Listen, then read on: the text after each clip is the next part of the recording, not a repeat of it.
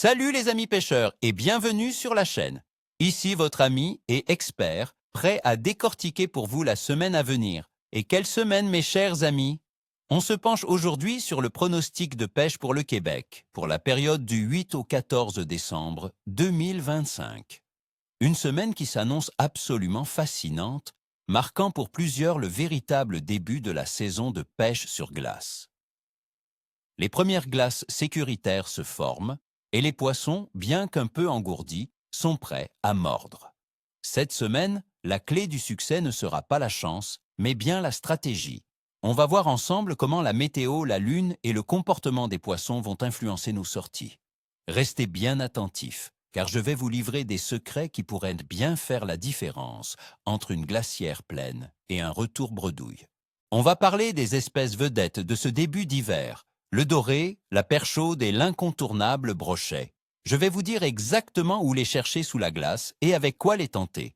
On va décortiquer ensemble les conditions météo qui nous attendent.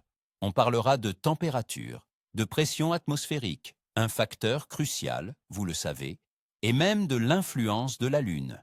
Et bien sûr, je vous donnerai mon verdict jour par jour, pour savoir quand planifier votre sortie pour maximiser vos chances. Alors, préparez votre café, sortez vos carnets. C'est parti pour le bulletin pêche de la semaine. Commençons par nos cibles préférées de ce début de saison. En premier, le doré, ce poisson mythique de nos eaux. En ce moment, avec la glace qui s'installe, le doré devient un peu léthargique, mais il doit continuer à s'alimenter.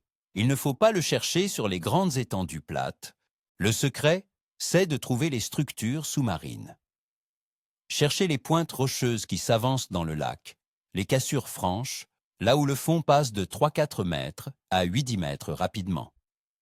Le doré adore patrouiller le long de ces autoroutes sous-marines. Pour le matériel, la simplicité est souvent la meilleure alliée.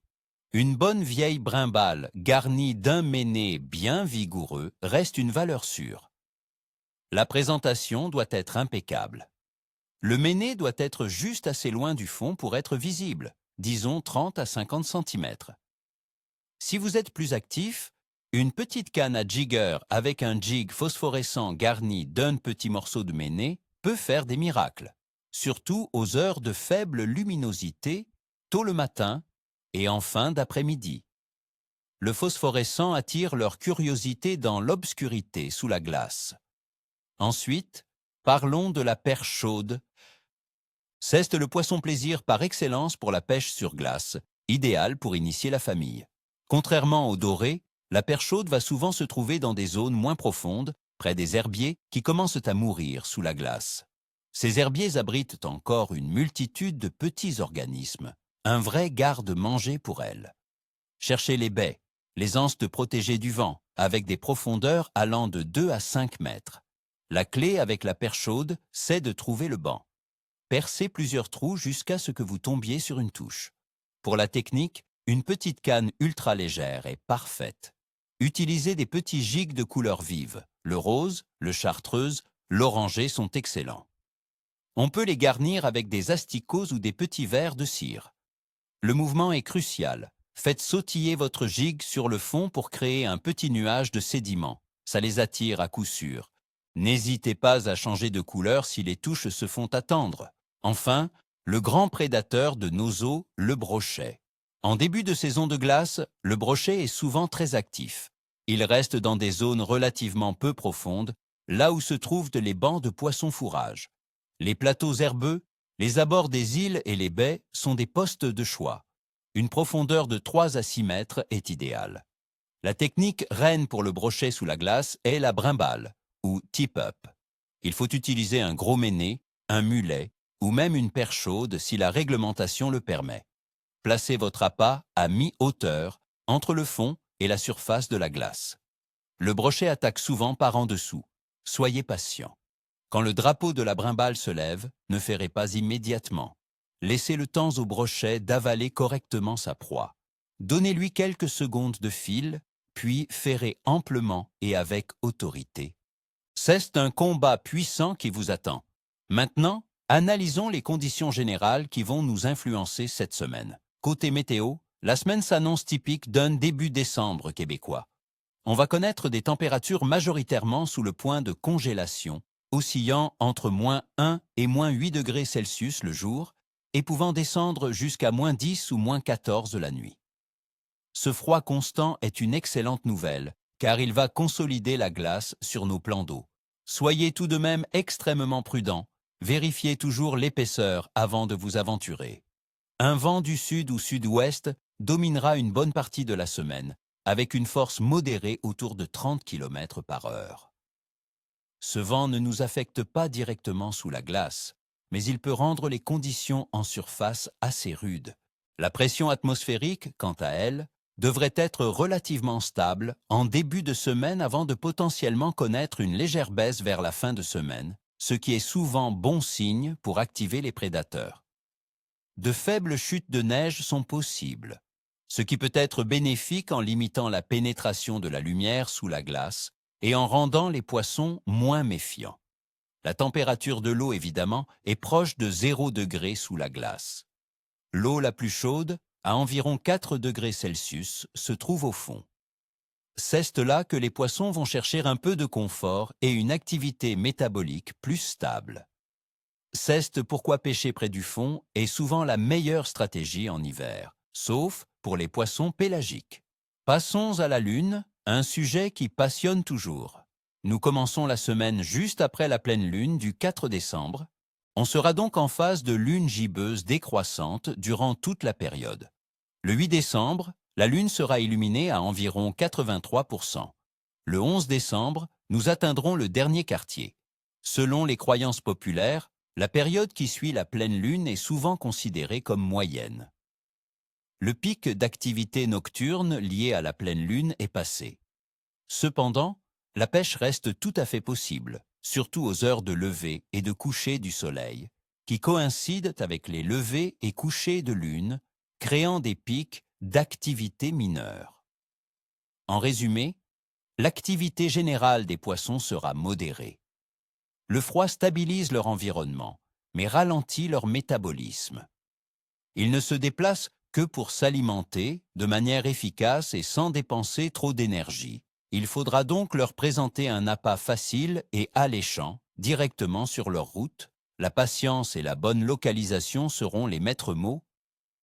Satem, alors, concrètement, quel jour sortir? Voici mon pronostic détaillé pour la semaine. Lundi, le 8 décembre. Je donne une note de moyen pour cette journée. On est en pleine lune descendante. Les températures seront froides, autour de -8 degrés. L'activité risque d'être concentrée sur de très courtes périodes. Visez le lever du soleil et la fin de l'après-midi. La pression devrait être stable, c'est un point positif. Une journée pour les pêcheurs patients et bien équipés contre le froid. Mardi, le 9 décembre. La note remonte à bon. La lune continue de descendre, mais les poissons commencent à s'habituer. Les conditions météo restent stables et froides. C'est une bonne journée pour installer son camp de base, percer ses trous et tester différentes profondeurs. La perche chaude pourrait se montrer particulièrement active en milieu de journée si le soleil perce les nuages. Mercredi, le 10 décembre. Un autre bon jour en perspective. On se rapproche du dernier quartier de lune, une phase souvent intéressante. Le vent du sud pourrait amener un temps un peu plus couvert, ce qui est excellent pour la pêche en eau claire. Le doré pourrait se laisser tenter par une approche lente au gig. Gardez l'œil sur vos brimbales pour le brochet. Jeudi, le 11 décembre. J'annonce un clève capricieux. C'est le jour du dernier quartier. Cette transition lunaire peut parfois couper l'appétit des poissons ou, au contraire, provoquer un bref pic d'activité. C'est un peu un pile ou face. Il faudra être très attentif aux signaux. Une journée parfaite pour expérimenter avec des leurres ou des appâts inhabituels pour déclencher une réaction. Vendredi, le 12 décembre. La note est bonne. Le ciel devrait être un mélange de nuages et de soleil. La pression atmosphérique pourrait commencer à baisser légèrement, ce qui est un excellent déclencheur pour les prédateurs. Les poissons sentent le changement arriver et ont tendance à s'alimenter. Une excellente journée pour cibler le brochet et le doré en fin de journée. Samedi, le 13 décembre. C'est pour moi la meilleure journée de la semaine, un clève excellent. La combinaison d'un temps couvert, de faibles chutes de neige possibles et d'une pression en baisse crée un cocktail parfait. C'est le jour où il faut être sur la glace. Toutes les espèces devraient être actives. Sortez l'artillerie lourde, soyez mobile, et vous devriez passer une journée mémorable. Et enfin, dimanche, le 14 décembre. Le clève sera bon, mais probablement un peu moins intense que la veille. Le système météo sera en place. Profitez de cette journée pour retourner sur les spots qui ont bien fonctionné la veille. L'activité devrait être bonne, surtout en matinée. Voilà mes amis, le portrait complet pour votre semaine de pêche. N'oubliez pas que ce ne sont que des prévisions. La pêche n'est pas une science exacte, et c'est ce qui fait sa beauté. L'important est d'être au bord de l'eau, ou plutôt sur la glace, et de profiter de la nature. Je vous souhaite à tous une excellente semaine de pêche. Soyez prudents sur la glace, respectez la réglementation et la nature. N'hésitez pas à partager vos propres expériences et vos prises dans les commentaires ci-dessous. Racontez-moi vos plans pour le week-end. Et bien sûr, si vous avez aimé cette vidéo et qu'elle vous a été utile, n'oubliez pas de mettre un gros pouce bleu, de vous abonner à la chaîne et d'activer la petite cloche pour ne manquer aucun de mes prochains bulletins. Allez, je vous dis à la prochaine. Et comme on dit chez nous, ni queue ni écaille. Salut tout le monde!